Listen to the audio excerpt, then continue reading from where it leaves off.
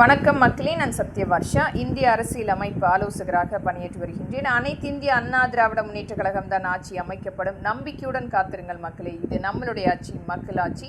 மக்களின் கோரிக்கையாக அனைத்து முதியோர் இல்லங்களில் இருக்கின்ற முதியோர்களை நேரடியாக ஒவ்வொரு தொழிற்சாலை சார்ந்த அந்த நிறுவனங்கள் தத்தெடுக்கும் பொழுது ஒரு மிகப்பெரிய மாற்றத்தை ஏற்படுத்த முடியும்.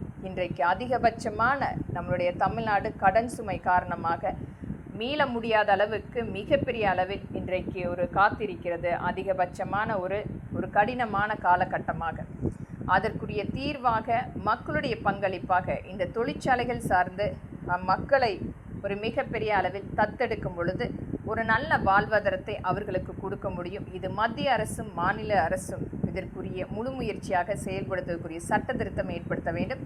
அந்த தொழிற்சாலை சார்ந்த சலுகைகள் ஏற்படுத்த முடியும். இதனால் இது அனைத்துமே கருத்தில் கொண்டு நம்மளுடைய அனைத்து இந்திய அண்ணா திராவிட முன்னேற்ற கழகத்தின் ஆட்சியில் இதற்குரிய மிகப்பெரிய பங்களிப்பு கொண்டு வர வேண்டும். நன்றி மக்களே.